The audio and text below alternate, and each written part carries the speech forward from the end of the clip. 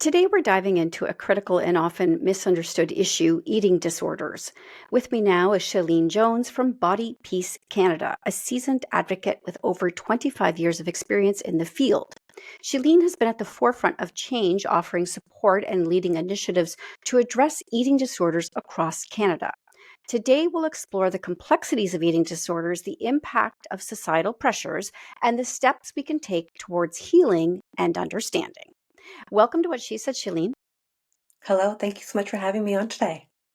It is my pleasure. And I think this is such an important topic. I mean, I think through the pandemic, we all saw the news about how eating disorders were on the rise, and it was scary. So, can you start by giving us an overview of the current landscape of eating disorders in Canada and how have things changed or intensified in recent years? Yeah. So as you said just a moment ago, I've kind of been at this for a fairly long time, about over 25 years if I do the math now. And some things have changed a lot over that time frame, and some things have not changed very much. So going into the pandemic, we in the world of eating disorders, we were in a bit of a crisis going into the pandemic. So eating disorders have traditionally been chronically underfunded across Canada. These are an illness that are the third most common mental illness. You have a really high cost in terms of pain and suffering and cost to treat, and impacts so many people. And yet resources for early intervention, support, treatment, long-term care, etc., were not adequately matched based on the severity and prevalence of this illness. So of course, when the pandemic happened and many healthcare centers had to reallocate resources for the pandemic, it meant that a lot of eating disorder programs had to be scaled back or were shut down initially. And so that led to really long wait lists for folks, and just real challenges with accessing the right level of care at the right time. We have fantastic clinicians across Canada, some really innovative programs, but with the funding structures as they are, it makes it very, very challenging to access that essential services early on in the trajectory of this illness. And during the pandemic, there was a real significant increase in hospitalizations due to eating disorders. Has that leveled out or is that continuing to rise? Yeah, it has leveled out, thankfully. And we saw the same thing. So within the first few weeks of the pandemic, our numbers jumped 400%. So there was, I think we all remember the time that there was just such a high level of distress and uncertainty, and all of our old ways of coping were unavailable to us. And there was just so much upheaval and, mental and emotional distress. So I think across the world, and we all kind of experience this collectively. And those who were already at risk for living with an eating disorder, developing an eating disorder, who had one, were seeing an exacerbation of symptoms or an onset of symptoms. Thankfully, those numbers have started to somewhat settle down now. I think one of the challenges is that when folks aren't able to access care in a timely way, the symptoms don't generally magically go away. And so we saw a lot with hospitals in bigger areas having to reduce the threshold to make it so that they had limited resources and only a few folks were actually able to see someone quickly, just because the resources were so scarce. So as things have kind of settled back down, I know the treatment centers are able to work with more people, and I'm seeing people who are less severe and acute than we were at the height of the pandemic.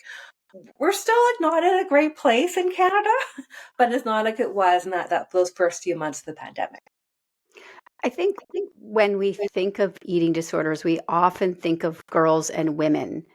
But prior to this interview, I was, doing some research and I came across one that said there's been a 416% increase in eating disorder hospitalization among boys over Mhm. 17 years of age.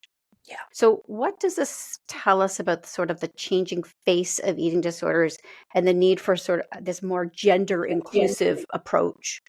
Yeah. Oh, great question.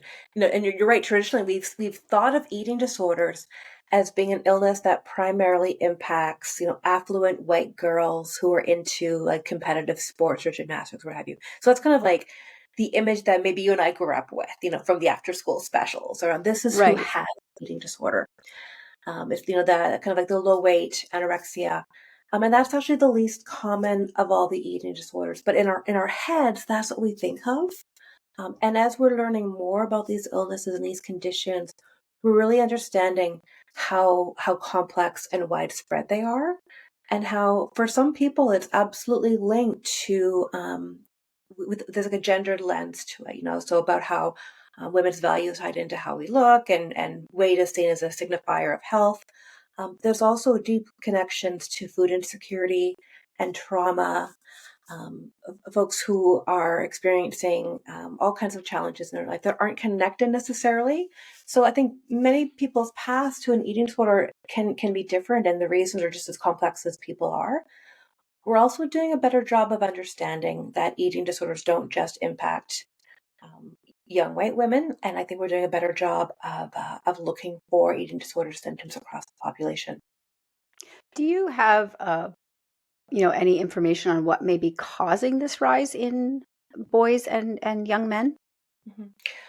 One thing I'm curious about is kind of the entryway into an eating disorder, which for many people, not everyone, but for many, it's a negative energy imbalance, which is basically you're not getting enough food into your body and to your brain. Your brain is not doing well. So for some people, that can be, chronic restrictive eating, dieting, unable to eat because of illness or injury or sickness or what have you.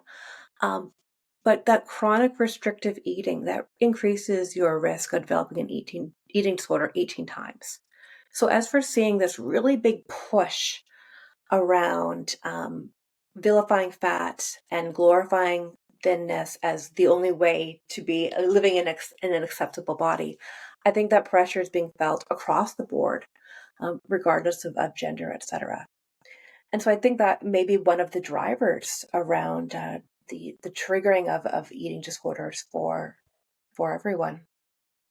I don't know, I don't know how old you are, and I don't want to question or judge, but I mean, I can tell you, I'm in my 50s, and I remember young girls having eating disorders, but we also didn't have the internet, and I'm curious, do you have data or studies that look at the impact of the internet on eating disorders for both boys and girls? Yeah, yeah, there are some really interesting studies out there on the impact of social media viewing time on apps, and how many links you get to how many videos before you're led to pro eating disorder content. And I think I'll be 50 in a few months. I think we're kind of close in age. Um, and I think definitely it's part of this kind of a cultural soup that we live in, which has been so focused on our value of human beings based on like how we look and how we present, and so much emphasis for women, especially on um, having a certain look, doing hair and makeup and like presenting ourselves and seeing our bodies as ornaments rather than instruments. And so I think that has really been intensified through a social media lens. We used to look at magazines that were just starting to be, filtered and lit properly. And so now we're seeing images aren't really people. So I think all that pressure that we maybe felt, in our late teens is just so amplified through that social media usage. You mentioned some of sort of the gateways to, developing an eating disorder. Is there like a ranking, like maybe the number one reason this would happen and then down, or is it just so varied it's hard to get a grasp of? Oh, yeah, I mean, it is really varied, and I know that everyone's experience is unique to them, and their pathway has been different.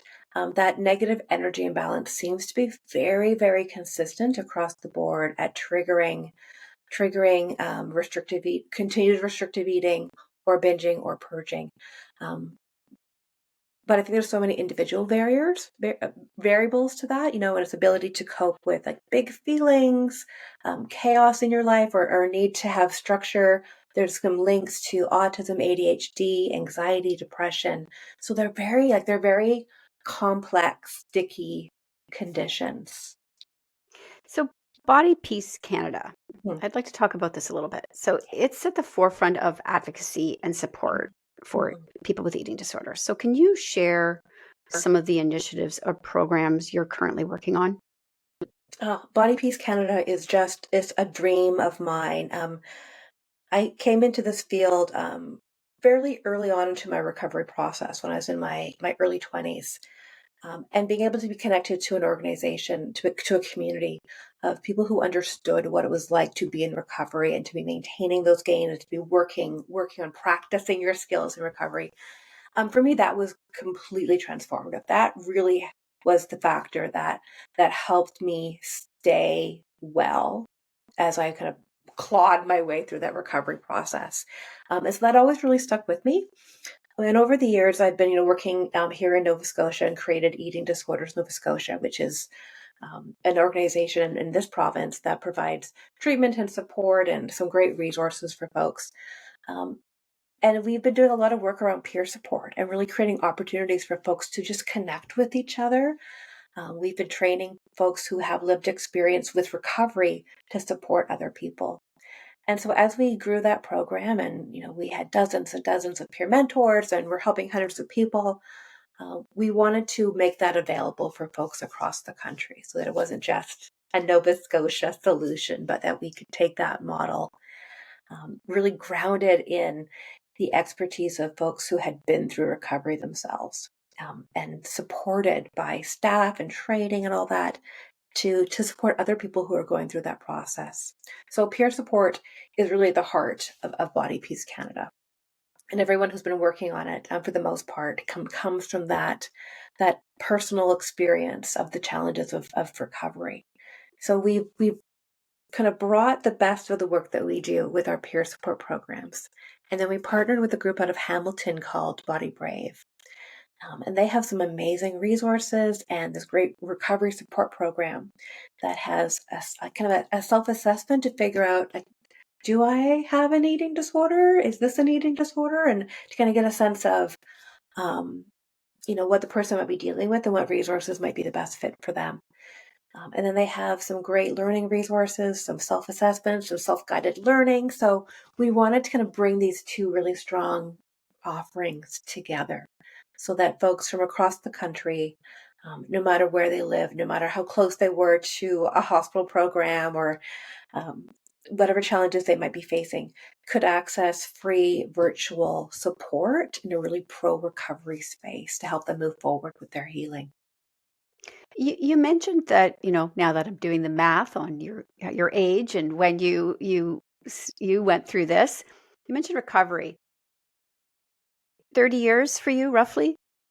Do you still struggle Yeah. with that? I don't. And I know that everyone's experience with recovery is like very unique and everyone kind of has their own kind of sense of what that means for them. Um, m- my eating disorder was mostly in my late teens and my early 20s. I was pulling out of that. And my path hasn't always been straight and I haven't woken up every day and felt like complete love and acceptance towards myself and my body. But for the most part, like, I'd say like 99% of my life isn't taken up by thoughts of food, eating, my body, exercise. When I lived with my eating disorder, that was like almost all of me was thinking and worrying and stressing about that. Um, and so I have been recovered for many, many years. And for me, it's in my rear view mirror so much. And I had great help. I've had many therapists along the way, but I had therapy and I had this amazing community. And I was able to take a year off of school and work and really like dig into that recovery process. And so I know, like, from my own experience, that being free of this illness and not having any thoughts about it interfere with my daily living is absolutely possible. Yeah. I love that you said the word free. This is really important, I think, because I think people who may be struggling with eating disorders look at recovery as they're always going to be in recovery, that this will be a lifelong struggle. That's really a daunting setup, really, for somebody to think about. So I love that you really you hammered that home that you are free of that now. Yeah. And it's a practice. Like, recovery is a practice like everything else. You walk into it, you're pushed or pulled or whatever. Here you are at the door, and you're like, here's this huge mountain I've got to climb. And you are learning how to be in recovery and how to deal with challenges and slip ups and relapses and stressors and like changes to your body. So you're practicing and you're learning and your skills are getting better and better and better. So early on in your recovery, you may experience a setback or a challenge or something, and your brain is wired to be like, okay, back into that eating disorder behavior, like stressor, back to restriction, back to binge eating. But as you develop new skills and you replace those neural pathways, and you're able to, like, you're training yourself to catch those thoughts and to practice self-compassion, so that as you practice it and get better and better and better, um, you're able to, like, nip those thoughts in the bud. So I think, if I'm feeling like, oh, like, should I eat that? If I have a thought that is in any way eating disorders adjacent, like, before the thought even finishes being formed in my head, my brain's like, no, that is not a helpful thought. That is not serving. Um, Oftentimes, eating disorders thoughts are kind of our body's way, our brain's way of telling us that something is wrong. So you've heard of people who have been paralyzed, and so instead of their body can't give them signals, right? So they have to, like, pee or something, and their body would be like, I can't get that signal to your brain, so instead I'm going to make your ear itchy, like that whole process. And so in many ways, like, that recovery process from eating disorders, like, your brain's giving you a signal that you're distressed about something, and your brain is interpreting that as an eating disorder's urge, right? And so it's retraining our brain to recognize that when you get that feeling, that's your body telling you, like, there's something we need to look at, or there's a challenge we're facing, or we're experiencing distress, and to not interpret that as an eating disorder's urge. So, Body Peace Canada, then, if somebody comes to Body Peace Canada, they want to work with you. This Mhm. is online, it's all remote, Yeah, right? 100% So, virtual. is this as effective as in person support? Yeah. Yeah, we've done both over the past 20 odd years. We've done in person and we've done one-on-one. We've always worked on evaluating the outcomes to see, how is this working? How can we improve? This is having an impact on people's lives. Um, and certainly there's differences in person versus virtual. In some ways, virtual can serve us better because it reduces so many barriers for folks to access support. So having to, like, think about how you're going to, like, be in the world and meeting with someone in real life, with all of you present, that can be a challenge for some folks who are really living, really struggling with issues around how they feel about their body. And so being able to be virtual, that reduces that challenge. And in terms of outcome, it's the key thing really is being able to connect with someone. And I think we've learned through the pandemic, through our integration of Zoom into our lives, that we are able to connect with people on screen. It's not the same, but it can be just as effective. So, I sort of have a two-parter question here for you now. If somebody's listening to this and they're struggling with an eating disorder, what would you say to them? And the flip side of that, if somebody's listening to this who loves somebody who has an eating disorder, what would you say to them? Oh, great questions. So for the person who is listening to this and thinks, I think this is me, or that hit home. First of all, just so much extending so much compassion, because eating disorders are they're so challenging to live with an eating disorder. There's so much shame and stigma and self-loathing, and I just really feel for anyone out there who's listening who's going through it. I know that it really sucks, and that it is possible to be completely free of this eating disorder. And I won't lie, it's hard work, but it absolutely is possible to be completely free and to live the life that you want to live outside of having all the decisions made by the eating disorder or by food and eating your body. And to reach out for support. With Body Peace Canada, the support is here for you in whatever form you need. So if you want to kind of dip your toe in and check it out, see if it's right for you, you can kind of pop in and do that.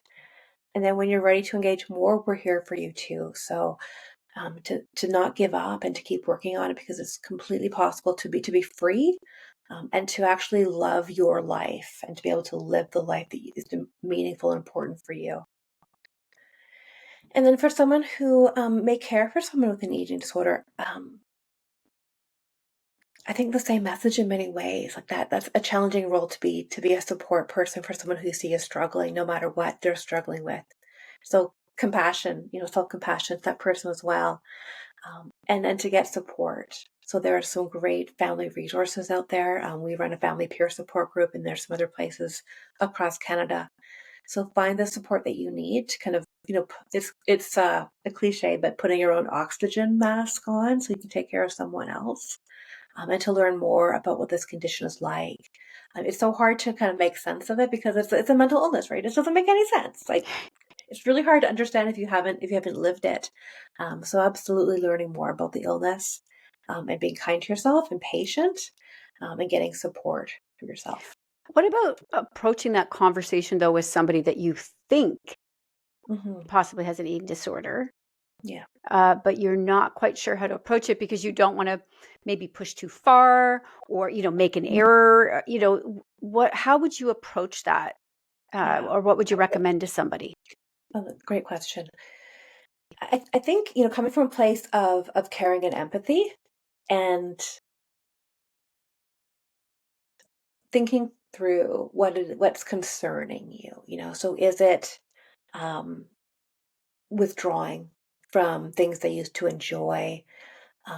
Is it that you've noticed them like sneaking off to the bathroom after meals? Like, what is it specifically that's kind of sitting concerning to you? Often, um, when someone is living with an eating disorder, you can't tell by looking at them at all. So it's other things. It's like the sparkle has gone from their eye, or they seem withdrawn. And so I think approaching it from that perspective, and sharing your concern, um, and those things, like, and being really curious and open to where the conversation goes. So I probably not leading with, I think you have an eating disorder and you need to get help, but just opening the conversation to, like, I've noticed this. Do you Is this something you want to talk about? Can we explore this together? And really taking your cues from the person around what kind of support would be meaningful for them. Is that spending time together and not talking about food? Would that be helping them actually figure out what resources are available and providing them with information? So really taking your cues from the person about how you can support them. So, looking ahead, what are some of the challenges and opportunities you see in the field of eating disorder treatment and advocacy in Canada? Mm.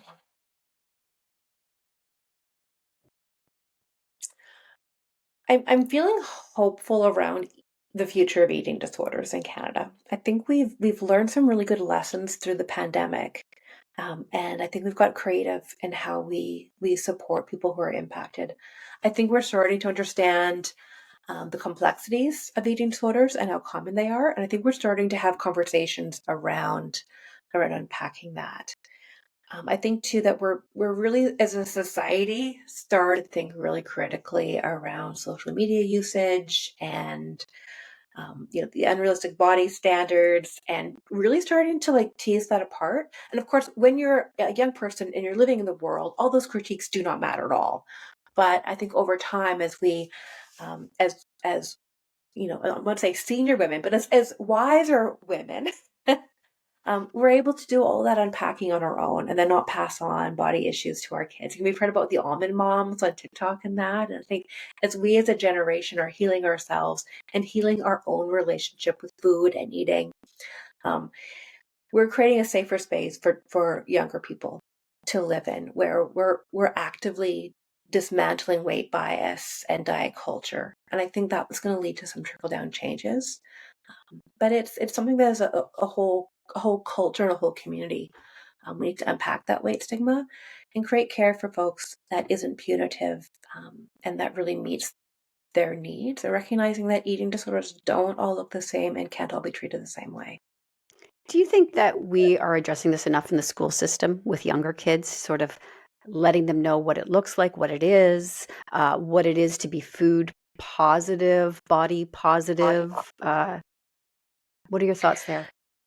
Yeah, I think that's that message can be raised in schools. I think it takes all of us working together to really challenge that. I think we're starting to learn about the impacts of healthy eating curriculum in schools and about how damaging and how incredibly harmful that has been for young people. So I'm hoping that within the school level that we can be really critical about the healthy eating curriculum, and look at it through an eating disorders lens and listen to the eating disorders experts who are strongly cautioning against labeling food as good or bad and having kids report on their calories in a day. Like, I think moving away from that, it's going to do a whole world of good. And this certainly is the evidence to show that those healthy eating programs in schools have had a really terrible unintended negative consequence on young people. Oh, absolutely. I mean, I can't think of anything worse than BMI. Yeah. Like, we've done a lot of We've done a harm, I think, sometimes in our rush to get education out to people, not really thinking how it's going to impact them Mhm. and Yeah, and cause really a lot of disentangle, confusion. like, the idea that, like, to be the best way to be healthy is to be thin, which is, like, it's been debunked so many times, and it's such a myth, and we continue perpetuate the idea that health comes in one size. If you don't fit this ideal, that there's something really wrong with you, and you're not motivated. We attribute like all these negative characteristics to people who don't fit this arbitrary, bizarre ideal. Yeah. I am so thrilled that this is a nationwide initiative now and that people from anywhere, maybe without access to a clinic nearby, can get the support that they need. This is huge. This is really quite huge. So where can people go to find out more and connect with your team? Amazing. So they can go to our site, which is bodypeacecanada.ca. There's information there about the different programs that are available, and they can register. Registration is free. You just tell us like where you live, and give us a bit of information, and then we come up with a curated action plan based on like what province you live in, and we can recommend some resources. We also have this. It's a kind of like a help desk within the program.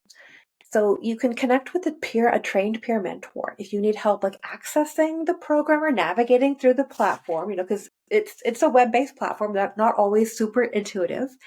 So if you need help figuring out how to access this group or how to register for that, the help desk can help you. And they also help you figure out where to go for your next step and what resources are available across Canada.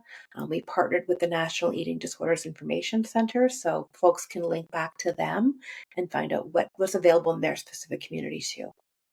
All right, wonderful. And do you have social channels as well? We do. It's all Body Peace Canada across well, we're on Instagram and LinkedIn. Okay, fantastic. Shaleen, I'm thrilled that this is happening. Honestly, I had intended to do a short interview with you on radio, but I think this is such a crucial topic. I wanted to really give you a dedicated podcast for this. So thank you so much for taking the time today. It's important. Thank you so much, Candace.